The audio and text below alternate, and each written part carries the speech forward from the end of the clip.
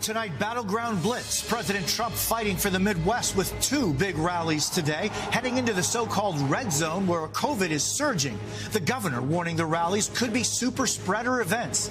In Georgia, a prominent supporter crowd surfs at one with no mask.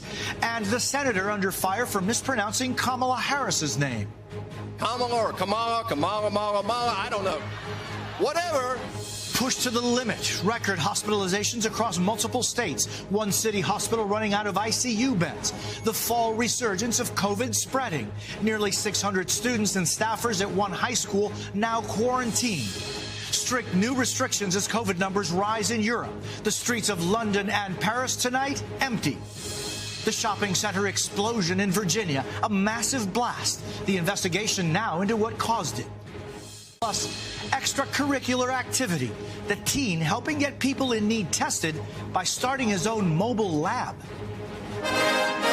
This is NBC Nightly News with Jose Diaz-Balart.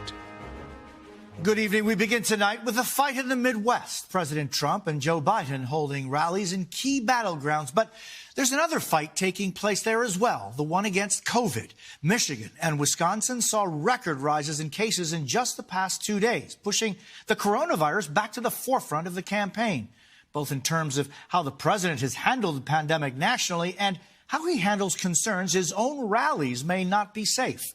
We have coverage from across the country tonight, and we begin with Kelly O'Donnell. Tonight, the fight for a second term starts in Michigan.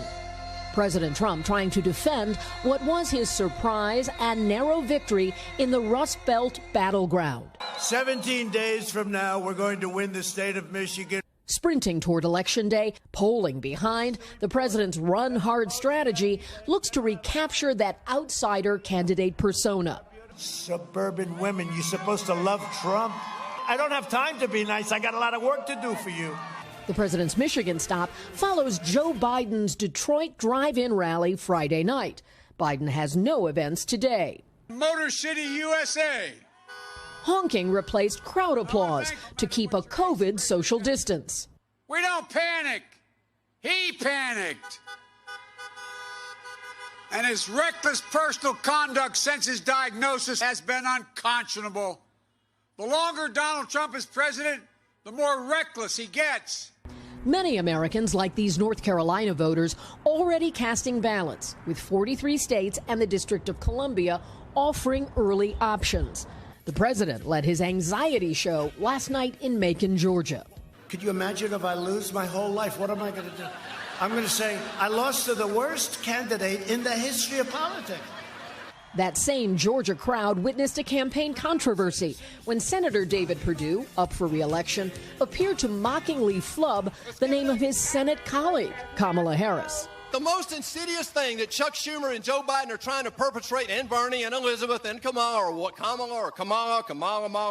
don't know. Whatever. Georgia Democrats pounced, calling it a racist tactic. Perdue's campaign responded that he simply mispronounced Senator Harris's name, and he didn't mean anything by it. And Kelly joins us now from Nevada, where the president arrives tonight. Kelly, the president didn't win Nevada in 2016. Losing narrowly, Jose, and he hopes that Nevada could be part of a way he could expand his map or offset a loss in the Midwest. The president has ties here that he's leaning on, owns property here, and Nevada is one of 5 states he's visiting over 3 days. Jose? Kelly O'Donnell in Las Vegas, thank you. The president's rallies this weekend, not just a political flashpoint, but a public health one as well, with local government and health officials warning the large crowds could become super spreader events in states where the numbers are hitting record highs. Garrett Hake is in Wisconsin with more. Tonight, a crowd of thousands of mostly maskless Trump supporters packed together on an airport tarmac. I have a mask. I might put it on if I sit down next to somebody, but I'm healthy and I'm not that concerned about it. It's overblown. Wisconsin's governor accusing the president of encouraging a super spreader event with tonight's campaign rally. I sure would ask him personally, have people wear a mask, have them be physically distant. I don't think he'll do that. There's been no indication that he's willing to do that. This as Wisconsin sets records for new cases and hospitalizations this week. More than 1,500 Wisconsinites have died of COVID-19, prompting a group of doctors to warn of dire consequences. President Trump's rallies endanger public health, and they have become platforms for him to spread medically inaccurate information that puts people's lives at risk right here in Wisconsin. The White House's own coronavirus task force places Wisconsin in its red zone for new cases, the most dangerous category, warning of rapid worsening of the virus in the state over the last week and urging social distancing to the maximal degree possible. Trump rallies aren't known for social distancing. Crowds in the thousands regularly sit or stand pressed together for hours beforehand. Masks are required for entry, but often discarded inside. At last night's rally in Macon, Georgia, a Trump-supporting Democratic state representative went crowd surfing. The president returns to Wisconsin at a time of political peril for his campaign. Recent polling shows him trailing Joe Biden by an average of 6 points here. The president's last planned trip here canceled at the last minute when the president himself was diagnosed with coronavirus. And Garrett now joins us from Wisconsin. Garrett, officials have connected positive cases to Trump rallies in the past. That's right, Jose. In a couple of states, most recently in Minnesota, where public health officials declared an outbreak after more than a dozen people were sickened following a rally in Bemidji just like this one. Jose? Garrett Hake in Janesville, Wisconsin. Thank you. And it's not just the Midwest. Across the country tonight, a growing number of hospitals are being overwhelmed with coronavirus patients. In Utah, where cases are rising fast, the situation is especially dire. Aaron McLaughlin has more from Salt Lake City. Tonight in Utah, a healthcare system on the brink. That's where we are right now, in a boat, taking on water. And what's ahead of us? Not sunshine, it's a potential storm and a flood. With coronavirus hospitalizations at a record high, late Friday, one of the largest hospitals in the state ran out of ICU beds. The crisis impacting patients who don't have COVID-19. This is hard. Stephanie Deer's 47-year-old sister Lori's heart suddenly stopped last Tuesday. She was rushed to a nearby hospital, but they didn't have the equipment to save her. It took 2.5 hours to find her a specialized bed. I don't know who was more scared, the doctor or me. He looked desperate. So even though your sister has taken every precaution not to get COVID-19 could still have cost her her life. Absolutely. And I don't believe people understand that. And there was not a facility that could take her, that could provide the care that she needed because of COVID. COVID hospitalizations hit new records in at least 15 states, and cases are on the rise in at least 38. Florida today reporting the highest daily number of cases in nearly 2 months, surpassing 750,000. And the CDC confirming that over the summer, the virus was more deadly for minority communities, with Black and Hispanic patients accounting for more deaths per capita. Health officials say the latest wave is tied to the start of the school year. This week, according to reports, a Mississippi high school quarantined 600 students after a series of outbreaks. In Utah, more than a dozen schools temporarily closed and moved to remote learning because of the virus. Still, outside Salt Lake City, Friday night lights burning bright, even though the state's surge began with 15 to 24-year-olds and quickly spread to older, more vulnerable populations. The risk of football is worth it. For my son, it is. It's basically what's gotten him through this fall. Aaron, how are officials in Utah trying to flatten the curve? Jose, health officials here in Utah say they're especially concerned about small gatherings of family and friends, limiting those gatherings in areas of high transmission to 10 people or less. But health experts I've been talking to say they're worried that's not enough. They say those gatherings need to include fewer people. Jose. Aaron McLaughlin in Murray, Utah. Thank you very much. Controversy erupting in Europe tonight as several nations begin reimposing strict lockdown measures with a second wave of coronavirus gripping the continent. Sarah Harmon has late details from London. Europe is locking down again. Tonight, half of England, some 28 million people, are subject to heightened restrictions. Taking action is the right and responsible thing to do. Londoners are now banned from socializing indoors with people who don't live in the same household, while pubs in some other cities have been shut down completely. To wake up in the morning to have a business that turns over none and is draining my bank account is absolutely heartbreaking.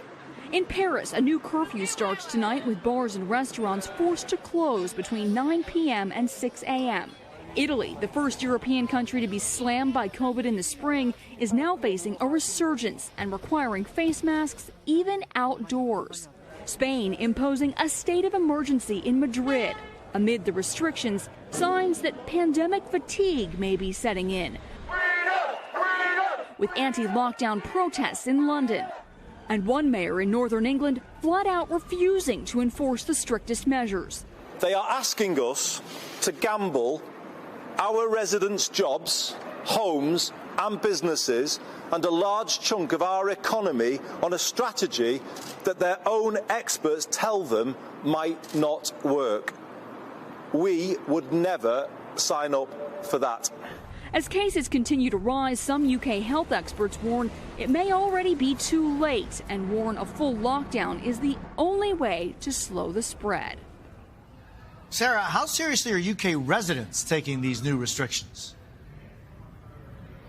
Well, we're here in Covent Garden in central London. Normally, this street would be buzzing on a Saturday night. Instead, you can see it's completely empty. It's a bit early to say how seriously people are taking this, but the bars and the pubs are taking the rules seriously, Jose. Sarah Harman in London, thank you. Still ahead tonight, the diverse Latino vote. How this crucial voting bloc could mean the difference between victory and defeat on Election Day. We are back in a moment with this frightening scene from Virginia, a strip mall exploding. And the increasingly powerful Latino vote. This key group could tip the scale in some battleground states.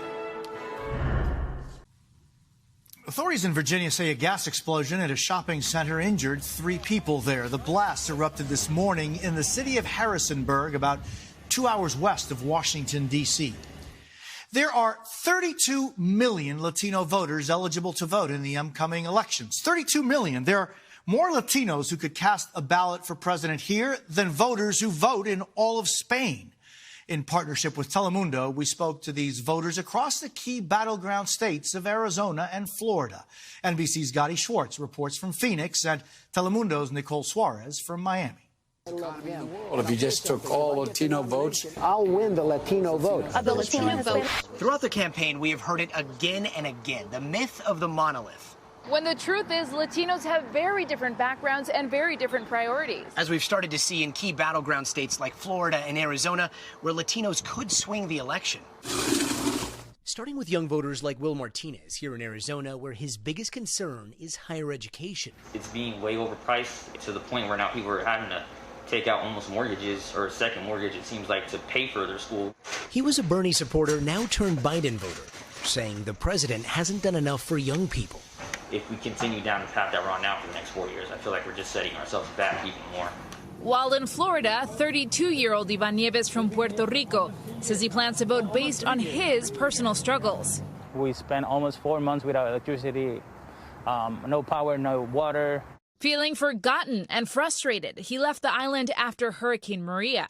So we've seen Biden and Trump both present plans to help Puerto Rico. Do you think this is specifically a political move? We haven't seen more from Trump, only throw paper towels to the community. So at least for now, I have my confidence that Biden and Harris will do something different. But the president's found Latino supporters like Gabriela Saucedo in Arizona, where she's also running for local county supervisor. I am voting for Trump. And myself. She came to the U.S. more than 3 decades ago from Mexico and says Trump is more aligned with her conservative values. I don't believe that the Trump's campaign is taking us for granted. Actually, I'm angered when the Democrats tell me that if I'm a Latino, I'm supposed to vote for them. So far here in Arizona, polls show Trump down significantly among Latinos, most of whom identify as Mexican American. But here in Florida, the race is much tighter and could come down to other key groups like Cuban and Venezuelan Americans. Irina Vilariño's family fled Cuba 4 decades ago. A successful restaurateur and former congressional candidate, she believes Trump's policies are best for the economy. I think having an environment where we business people are not demonized as greedy capitalists is very important. The over-regulation, the constant fines, fees, regulatory difficulties that we have to face in order to start a business, I think is something that needs to be looked at. First-time voter Gabriela Quintana left Venezuela with her family 11 years ago. She and her friends worry Biden will take the country too far to the left. Venezuela was a rich country, and this country is a very great country, a rich country, so that's why I worry. I worry for us to open the door to socialist ideas to come in. But in the time of a pandemic, Lucia Salinas sees social safety nets like healthcare and unemployment as lifelines. She lost her job and was forced to collect aluminum cans in back alleys to recycle while waiting for unemployment benefits. I never thought that would happen. And I know there's a lot of family like me. And she worries a lot about how polarized the country has become. Are you scared? I'm scared if Trump wins, yes. What are you scared of? I'm scared that I'm not going to get my life back.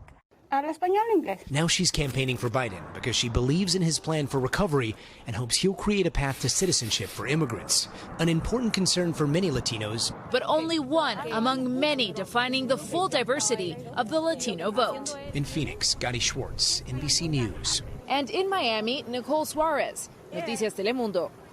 And when we come back, one remarkable teen on a mission to stop COVID going further than most adults ever would.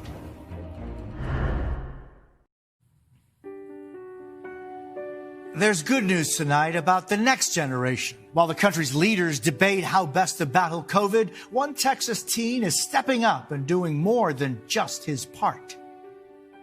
Taft Foley is like any other normal teen. My day was fine. He does his homework and goes on runs. But after he saw his city of Houston hit by COVID, I just thought to myself what I could contribute to try to lower that curve. He suited up and got to work, starting his own mobile testing lab, where he and his team conduct rapid COVID tests with results in 15 minutes. Why do you do this, Taft? People need help, and I want to be the one to reach out my hand to help them. The high school senior was already a registered EMT with a lifelong interest in medicine. After waiting in line for 2 hours for a COVID test of his own, Taft decided that at just 18 years old, he could do it better. I thought to myself, there has to be a better way. He cobbled together the money for the lab from friends, family, and selling his video game consoles. But this is not just a story about a savvy entrepreneur. When someone buys a test from our company, a portion of the money from that test goes towards another test for someone who really needs it or someone who's unable to pay for their own tests in the community. Taft spends most of his weekends testing veterans, the homeless, and senior citizens, all for free. I'm so thankful for this young man that offered the free testing. His commitment sealed with sacrifice. The high school wrestling champ giving up his final season for this mission. Oh man, it melts my heart. Seeing him in that coat just reinforces and reaffirms the fact that he's a hard worker and can accomplish anything. You worry about those less fortunate. Where did that come from? It's very easy for someone to look at another person's life and not care because it doesn't pertain to them. I'm not one of those people. There needs to be more people who are willing to help others without expecting anything in return. Taft is looking to add even more vans to his business so he can test more people, and his goal for his own future, to become a doctor. That's NBC Nightly News for this Saturday. I'm Jose Diaz-Balart. Thank you for the privilege of your time, and good night.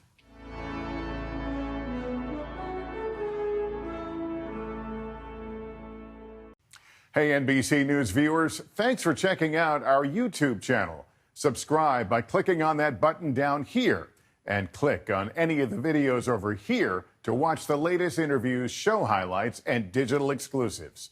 Thanks for watching.